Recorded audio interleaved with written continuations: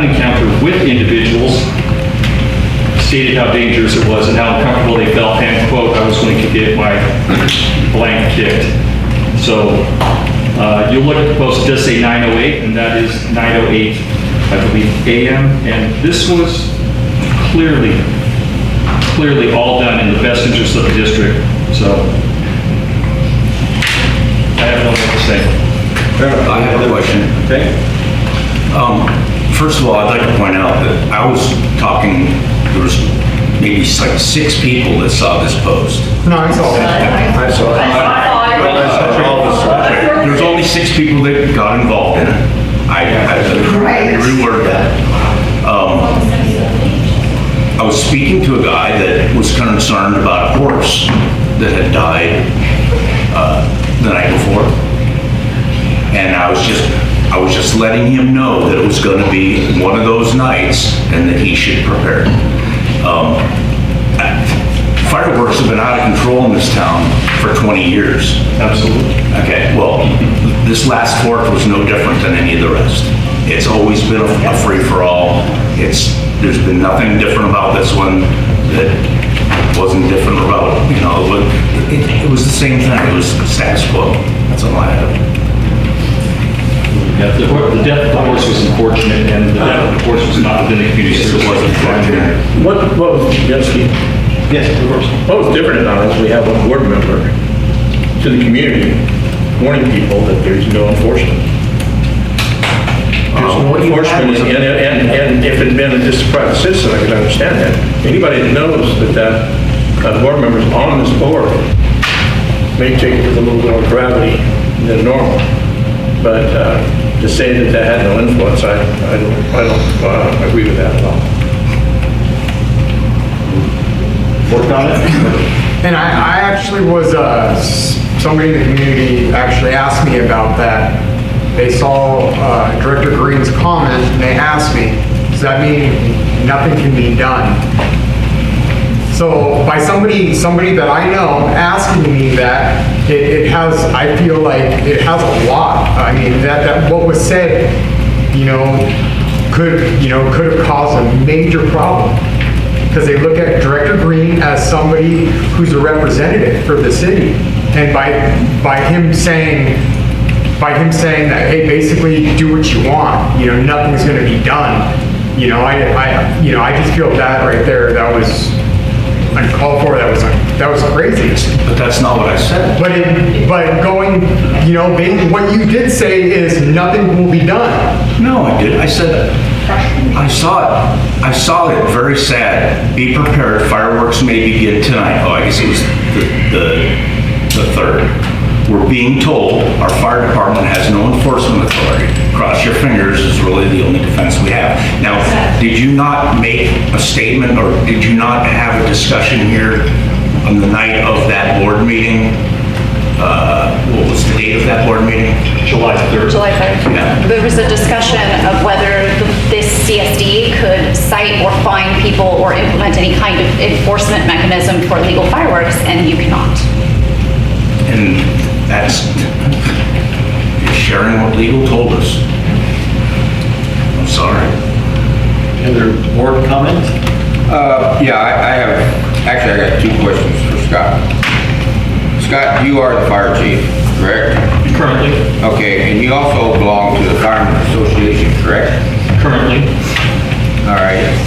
And they're the ones that are actually selling the Safe and Sane fireworks, correct? Currently. Okay. And your domestic partner is the one that takes care of the books, correct? Partially correct. We have an accountant. Yeah. I don't know what this has to do with the fire department. Well, because I think it's a conflict of interest. Legal said it's not. Yeah. But, I be honest, One has nothing to do with the other. Safe and sane fireworks have nothing to do with illegal fireworks. I have to disagree with you because if people were Safe and Sane fireworks is a good excuse for people to come in and go crazy with illegal ones. Here's a good reason to drink whiskey. That is not true. Point of order. Here's a good reason to drink whiskey. Here's a good reason to drink whiskey. I don't know, but, like I said, it's safe and sane. I still believe is one of the reasons that we have, because, okay, San Miguel, they're gonna be shooting off fireworks. I'm not making an excuse for these idiots bringing in these illegal fireworks or anything, but I think that has a lot to do with why we have so many illegal fireworks going on. And I think we should stop. We ought to have an ordinance banning safe and sane fireworks. You'll see it get worse. Yeah. Any other board comment, questions? Okay, I'll go. I did want to say thank you, Scott, for the decision you did choose with the department and for doing everything you guys did on the board. I do appreciate that.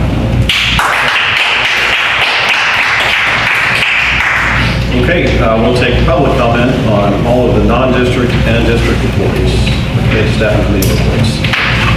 Any public comment?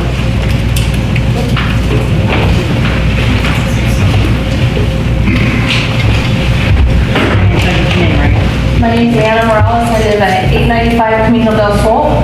I've lived here 6 years. You take away safe and sane fireworks, and it will get worse. I come from a county that did that. The illegals got worse.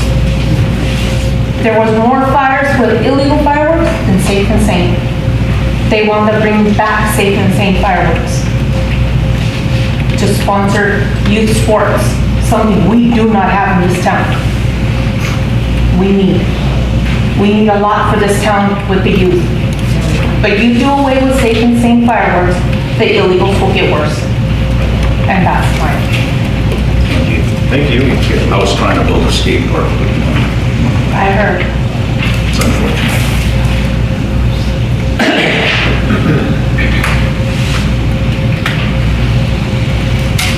Do you have any other public comments?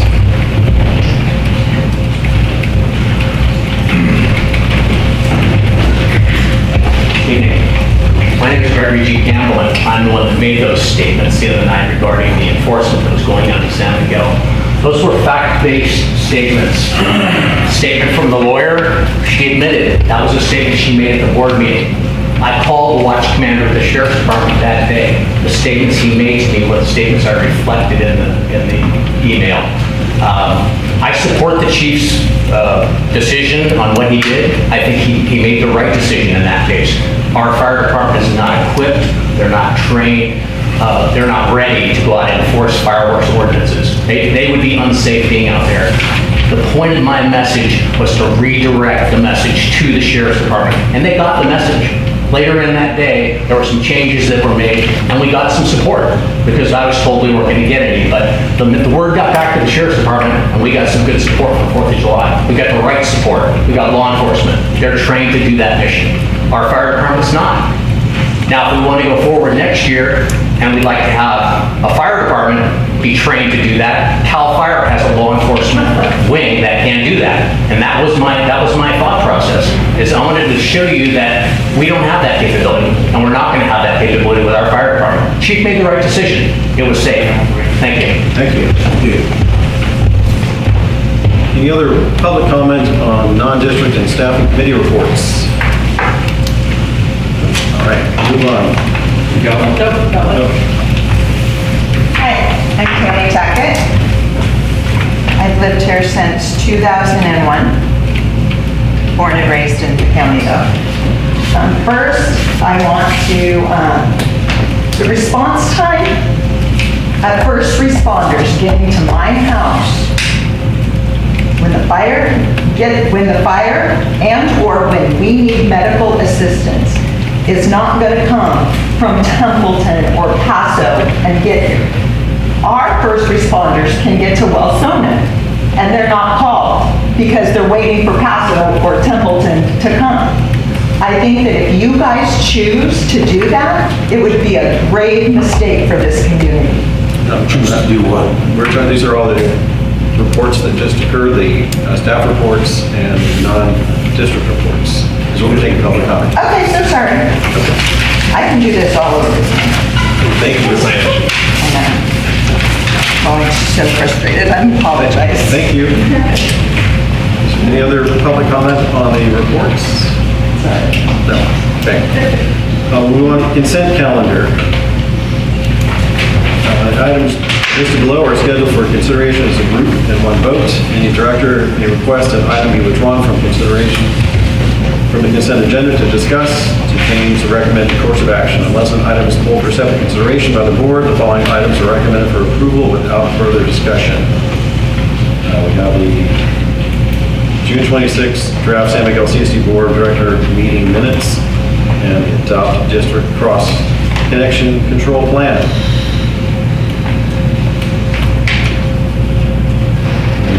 Board comments or questions on these items?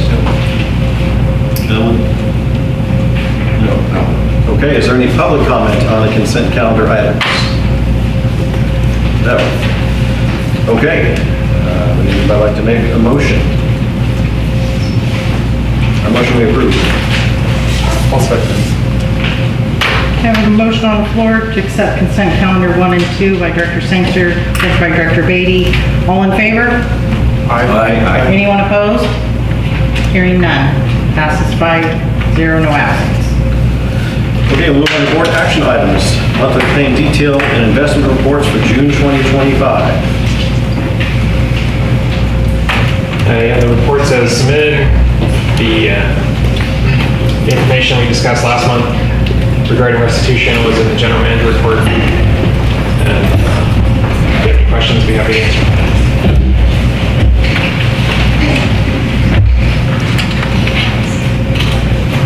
Getting there. It's on page 178. Yeah, the cross connection thing's kind of big. It is. 178? Yeah, 170.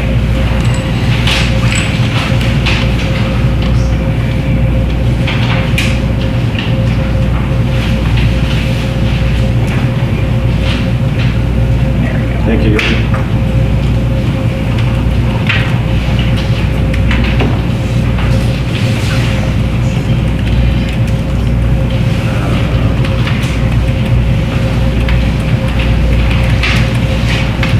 There was an item I had a question on. I will find the expense. Do you have any questions or comments, Ellen? No. No. You guys? The monthly claim detail? Yep.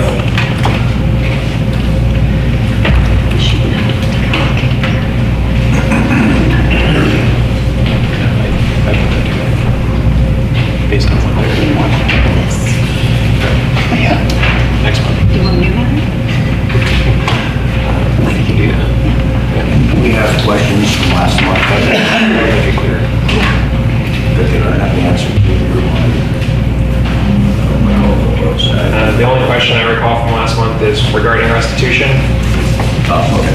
And then again, that was answered in the general manager report. Thank you, Kevin. I do have a question on one of the operating expenses for, is it Granicus? What page are you looking at? I'm sorry, page 180. Top 5 general operating expenses. It's the fourth one down. It says Board Meeting Agenda Management Program. So that's an annual cost that we pay at the beginning of the fiscal year for Granicus, which is our software that we use for putting all the agendas together and pretty much everything regarding that. Okay. I just was curious whether it was annual or... Yeah, it's a one-time annual fee that's paid at the beginning of the year. Okay.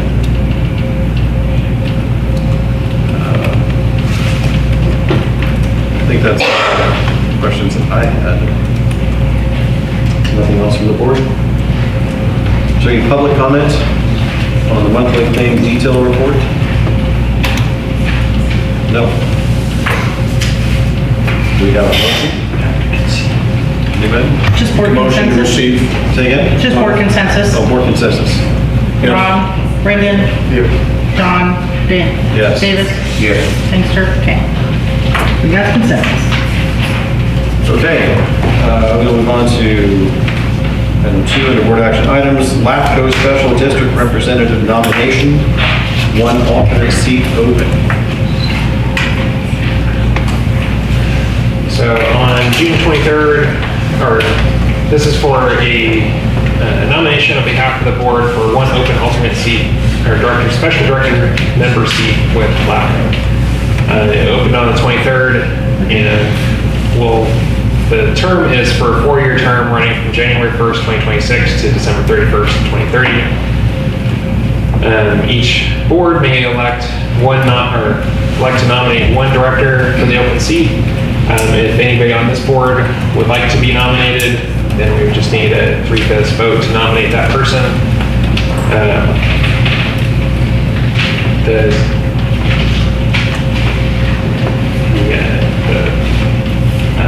flyer from LAFCO is in the board packet. If you have any questions, we can discuss those. First question, does it have to be a director or staff member, or what are the requirements? I believe it has to be a director. It does, has to be an elected board director. Okay. Anybody have any interest in? I'm going to have to decline. I volunteered for the last one, but they didn't take me. Would you like to volunteer for this one? Yeah. Okay. So we have a nomination for Director Davis. I would like to nominate Director Davis. I'll second. So we have a nomination by Director Sangster, and second by Director Green to nominate Director Davis. And I assume that you're taking that nomination freely. Yeah. Nobody's losing my mind. So we can have a roll call vote. Yes. Well, Director Davis. You vote for yourself? Yes. Director Smiley? No. Director Beatty? Yes. Director Green? Yes. Director Sangster? Yes. So this counts too, right, Christina? Davis? Yes. Okay, 4, 1, 0 out. This does go past his. Well, hang on. We had a vote call. We did not take public comment. Yeah. Oh my goodness, yes, we didn't. My fault. Do you have public comment on this nomination? Yep. No public comment?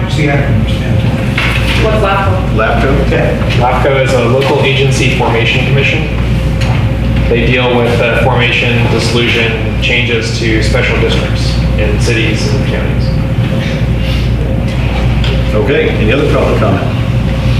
Oh, would you like to roll call vote again? Yes. Director Smiley? No. Director Davis? Yes. Director Green? Yes. Director Beatty? Yes. Director Sangster? Yes. It's still 4-1-0. Thank you. All right. Okay, we'll move on to the next item. California Special 2025 California Special Districts Association Board of Director election. So this one is for election, or a vote of this board in the election for CSD or CSDA special district member. There are 3 members running for seat B: Scott Duffield, the general manager from Heritage Ranch; Brad Imara, director of Marina Coast Water District; J. Brett Marini is director of St. Anna's Water Conservation District. Their information is in the board packet. This board can elect to vote for one of them, or none.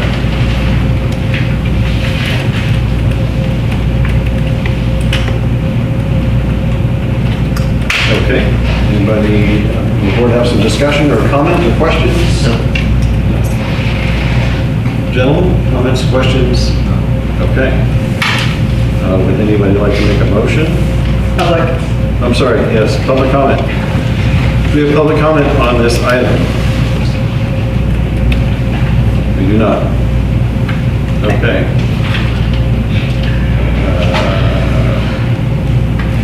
I would make a motion that we vote for Scott Duffield. So we have a motion by Director Sangster to vote for Scott Duffield. Do we have a second? I'll second. A second by Director Davis. A roll call vote, please. Director Green? Yeah. Director Smiley? Yes. Director Beatty? Yes. Director Davis? Yes. Director Sangster? Yes. Passes 5-0, no absence. Okay, move on to the next item. This is continued from the June 26, 2025 meeting. Review and approve changes to the board handbook, chapter 13, addressing the board, resolution 2025-19. So at the previous board meeting, it was asked to add that written public comments must contain the name and address of the author and the item, and the address. Or name and address of the author, sorry. Those have been added along with public comments which contain foul, offensive, or derogatory language will not be read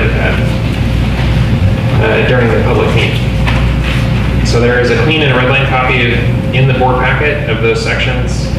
If you have any further additions or deletions, we can discuss those.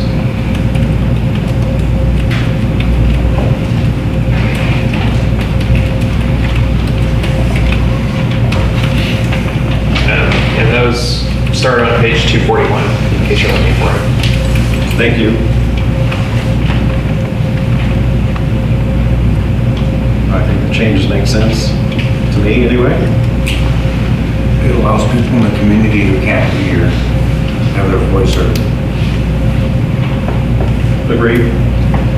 Well, so if they don't, if one of the individuals in the community does not put their name or address on there, their comments won't be read in the meeting, or it won't be put on the website, or? Based on this, if we were having public comments that were directed to the board for public comment at a meeting, it would need to meet these basic requirements. Otherwise, it would be still delivered to the board as all public comment. Okay. But it wouldn't necessarily be read at the meeting. Okay. So all public comments that I receive or that our staff receive, either physically or by email, those are either brought to the board as they were tonight, or they're emailed to the board, so that the board's aware of what's coming. So that'll still be the case, regardless of whether they put their name on it. But as far as coming to the board as public comment, it would need to have the name and address, what item they want it to be part of, and not contain any foul, offensive, or derogatory language. Thank you. I'm a little confused. I didn't see any of those come into my mailbox that you read tonight. So those ones we got today and yesterday. Okay. So you're not required to sign in here or provide an address. Or name. And this is going to require that? That was the direction of the board last month, because it's an optional way to provide comment. And the board has the power not to require it. Well, I thought we couldn't legally require it. You can't legally require it for in-person comments at the meeting. But since it's an optional policy and people can still come to the meeting and anonymously comment, you can't require that if they want a comment to be a written comment to be read aloud, that it have other information.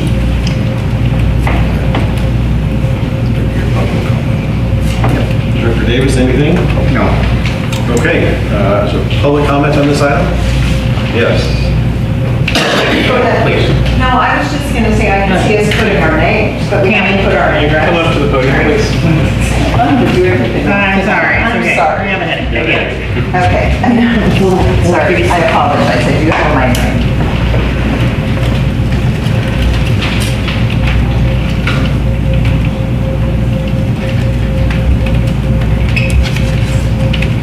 Okay.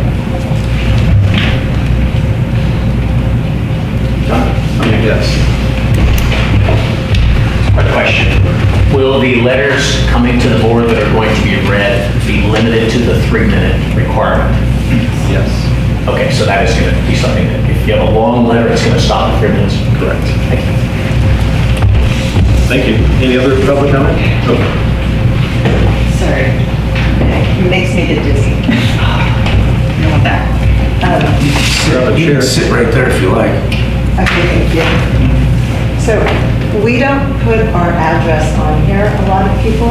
Is that something we have to do? Because I don't mind that, you read it over there and you give my name and that I'm a resident, but because of all the back and forth on Facebook, I really don't want to give my address to anyone unless I specifically give it to you. Is that okay? I think part of what we would want to see is that the person is in fact a San Miguel resident. What we could add to it that we're not going to read the address. Okay. Read the name. I would like to request that. That'd be for the board's consideration. I wouldn't want to Yes, please. stipulate that 100%, but I would say that would be an No, option. I understand, but I just didn't want it read over there, just like, if we write it here, Yeah. that's fine, but I don't want you to read it. Understood. Okay, thank you. Is that something we have to add to the book? So the one caution to that, we still have public comment. I don't know if there's anybody else, but the one comment or caution to what she just said is if you require them to put it on the paper, then that paper is public record. So if you're concerned about people knowing where the public is commenting from or lives, then I would suggest not having the address. I think just San Miguel resident. Yes. I don't want to hammer this into death, but for those people that are concerned about their address being put out there, would there be a way that a process could be developed so that they could come into the district, verify who they are, and then any correspondence from them in the future would be assumed that they are a resident because they have been pre-verified, but none of us need to know their address? It's a prior restraint issue. Yeah. You can't require verification for something like that because it can be seen as having a chilling effect on public comment in the first place. Got it. I don't have a problem with that. Thank you. Is there any other public comment? No? Okay, we'll take it back to the board. What do you gentlemen think about the idea of the address? I feel as we do it here, it should be the same as online, whether if they want to put it down, awesome. If they don't, understandable. So, you have a thought, guys? Yeah, just, they have their name and they can just put down resident, I guess. What if we did name and an address option? Yeah. It's up to you guys. So are you saying that if somebody comes in here and they're not a resident of San Miguel, they can't comment? No, that's not what I'm saying. When we're getting these public comments by mail or email, I think you all concur last time, having the name and address is what we would like to see. But if it's a name and an optional address, I think that's fair. I personally don't think it's a good idea because of social media. Putting, somebody seeing that person online and then doxing them. That's my opinion. So although I think it's helpful for the board to know if they're a resident or not, we can't really limit public comment based on residency. Sure, no, I agree. But, And then how do we verify it? Really, I can just name off an address and you just think, so we can strike the address, or we can strike the name and address. That's up to the board.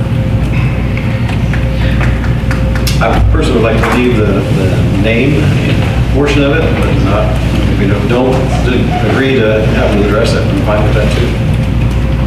optional kind of thing. Yep. I think we definitely need a name. So would you like to change it to name and address? Public comment's been closed.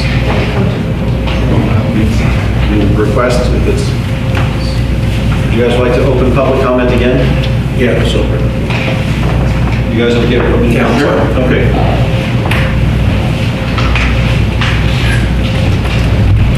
So I think, my name is Rudy Schulk, and I think one of the questions that I had just thinking about this, listening to the discussion is, like maybe you guys are chasing a problem that hasn't happened For example, like I can imagine, some sort of spam bot sending off lots and lots of letters, and then you guys have to deal with that without any addresses.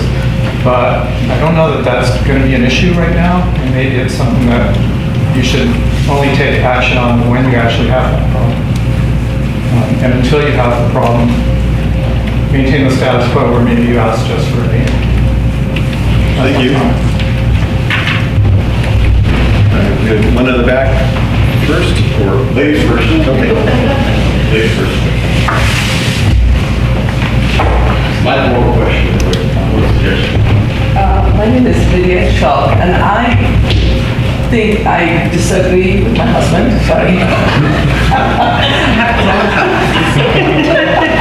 Is that your public comment? So, I think in the interest of courtesy, etiquette, hiding behind something is not a good idea personally. That's what I think. Name is great, address probably should be optional, but how do you verify that they are from our community or not? These things pertain very specifically to the 2,576 people who live here, and these are our local issues. People coming from outside, it creates more rifts, more other stuff that we don't need. So the question is, it would be great if there was some way to verify that these are people who live in our community who are impacted by the decisions you make. Yes, it should not be read out publicly. That's absolutely probably not a good thing, but at least there should be a way to keep that maybe, somewhere and say, okay, they live in our community and verify. Thanks. Thank you.